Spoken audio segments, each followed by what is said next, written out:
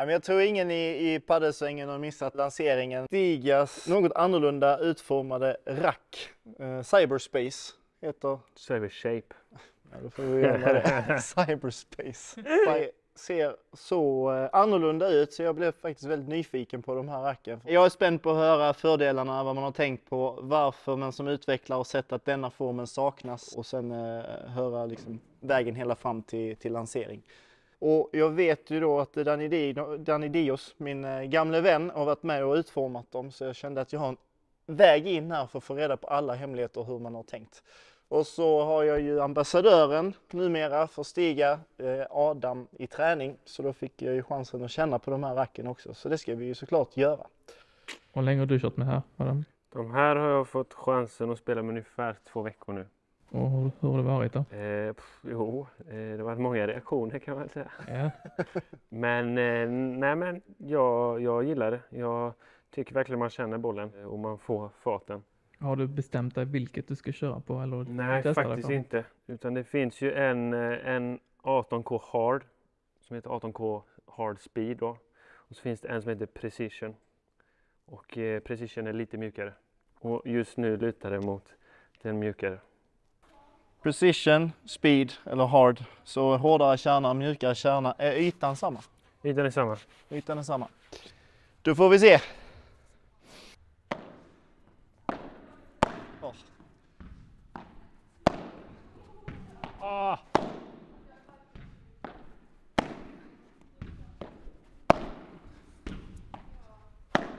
Alltså det skjuter ifrån. Eller är det jag som inte är van vid att träffa sweet spot? Det är jag! Det är Racket.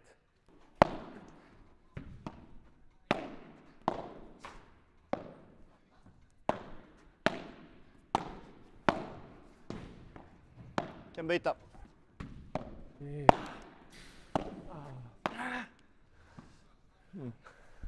Gillar stoppvolley. När man står fel till bollen får man kompensera.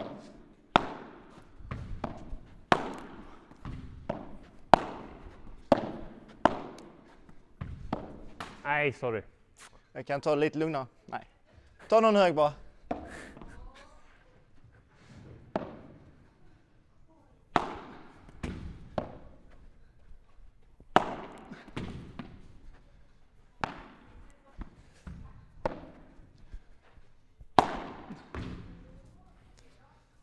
Ja. Nöjd. Känt av det. Det här kontrollracket precision upplever jag en enorm katapult i. Bollen sticker iväg. Så här. Då är detta lite stummare så jag upplever faktiskt mer kontroll i det som är speed i ett vanligt tempo. Sen förstår jag att det kommer inte svara så bra när man drar på. Då behöver vi en styvare konstruktion. Känner du av någonting av formen? Nej, det tycker jag väl inte. Alltså det känns som ett runt rack för mig i det här. Så det är inte så. Det är ju mycket blad fram liksom. Alltså det är hyfsat framtungt. Men annars i träffen kändes det mer som ett runt rack. Så det är ganska olikt det jag har. Men det är det som jag tycker är grejen med racket också. Att det känns som ett runt rack men ändå får du den här farten som det ska vara ett mer offensivt rack. Ja. Det är det jag verkligen gillar med det. Ja. Sen är det var tyngdpunkten ligger. Den ligger ju ganska långt ifrån handen, det känner man ju. Trots att det är runt. Det är det du brukar få i ett diamantformat eller droppformat rack. Så ja. Adam, du har spelat innan med Adidas. Ja. Och det är just, jag har spelat med vanliga metalbone innan. Och det är lite mjukare. Och det är därför jag troligtvis kommer välja det mjukare varianten av 18K-racket. För det är ändå lite hårdare än det Adidas säkert jag hade innan. Och jag gillar när man verkligen känner bollen. Och det tycker jag man gör med detta. Men man får som sagt väldigt mycket fart ändå. Kan vara bra att ha med båda om det är varmare klimat också. Så är det. Tänkte du, är det tanken också? Eller? Det är någonting vi har snackat om faktiskt. Så den möjligheten finns ju. Och det är en stor fördel. Och då kör man det hårdare när det är varmt? Precis, och då blir det lite mjukare. Vi kan inte säga att vi har varmt här i Sverige just nu. Nej. Skrapar rutorna invändigt på bilen. Vi ser om vi får tag i Dani. Come on. Well, I'm curious because I know that you've been have you been leading the development of these rackets, or you have been involved? No, leading. Yeah, exactly. Yeah, exactly. So, first question then. Was it like in order that we have this line from table tennis, we want to see it in paddle, or how did Stiga end up with this shape?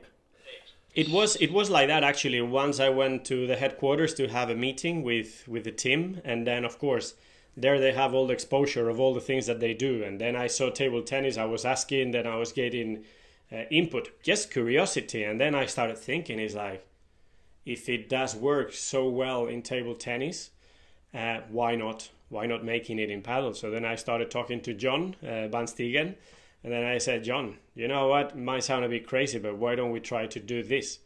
And Stiga is that profile of company that tries the bolt, you know. I mean, you go to the developers section, which is a bunch of nerds testing different gadgets, you know, and it's like, this works, this doesn't. So they embrace the idea, and we started shaping up that. So it was, for me, it was a must, you know. Once they have proven to do something totally outside the box, and it works, and in conventional markets it wasn't that well accepted, you know, because it's like, okay, this should be rounded, you know, but they said let's do it. So that was the start. That was the start, really. Yeah.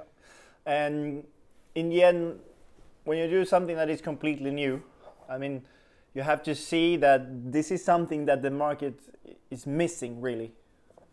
So what is it that this shape and this construction of a racket, design of a racket, is giving all the players out there, from your perspective? Yeah, I mean, the principle, to be honest, is very simple and logical. One, angles on the court are square. Everything is 90 degrees.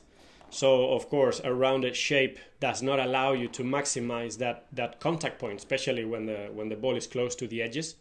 So this gives you bigger sweet spot. Two, especially competition players, the contact point tends to be higher and higher and higher. So the more you can maximize that contact point and make it as sweet as possible, you're going to help those type of players. I was the first one that I was hitting when I used to play the ball at the very, very top. I don't even know how many rackets I cracked, and I don't even know how many balls I was hitting feeling stiffer than what I should, because I was hitting very close to the edge.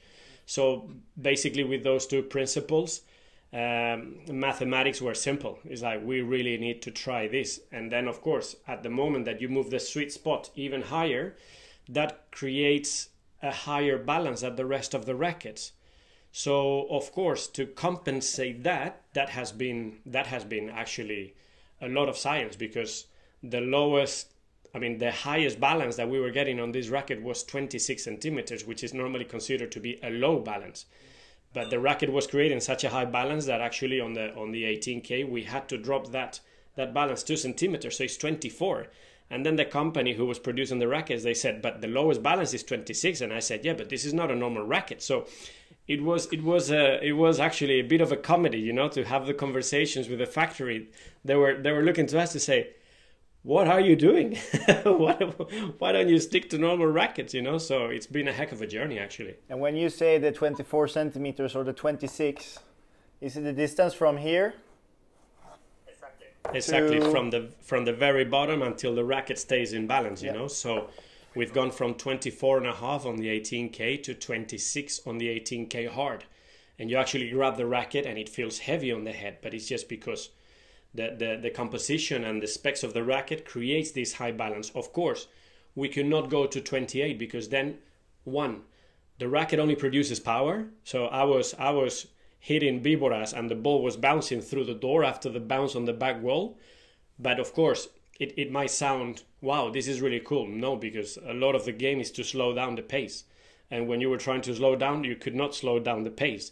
And second is that, of course, the balance was so high, so potentially when you play with it, it could cause some type of pain or injury in the wrist, and that's not good. So we've managed to get something that in the mind, it's a low balance, but it's a high balance, and it's got like the best of both worlds, you know. It's very aggressive, but at the same time maneuverable. So that's why, I mean, I don't know how many rackets I had to test, Andreas. I was in summer, I was in the south of Alicante, in Murcia, and they kept on bringing material, you know, and I said, John, no, this is not good. This is good, but we have to change it. We have to change that. So because I was thinking like a conventional racket, and that I had to make a mental effort to skip that part of the equation to say, you cannot think like a normal racket. This is different. So it was a bit of a challenge, to be honest. I can see. Well, I'm not that big nerd of materials as you are, but my feeling when I was hitting with the racket is that it's the feeling is that it's round, but it's top weight. So yeah. I think it's in 2 seconds is what you say, in 2 minutes or 3. But cool. Well, I read that you say that the sweet spot is 20% bigger. My question is, bigger than what?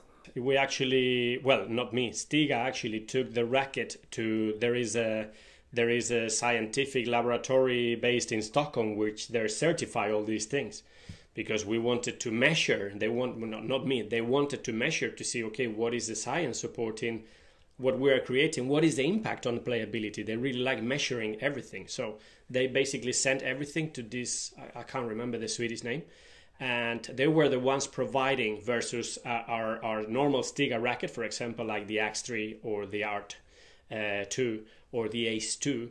The sweet spot compared to those rackets is 20%, 25% bigger. But I will dare to say that also the power. I mean, I just have a very funny thing. I mean, last week I was practicing a little bit on my own. I was warming up the smash with the X3.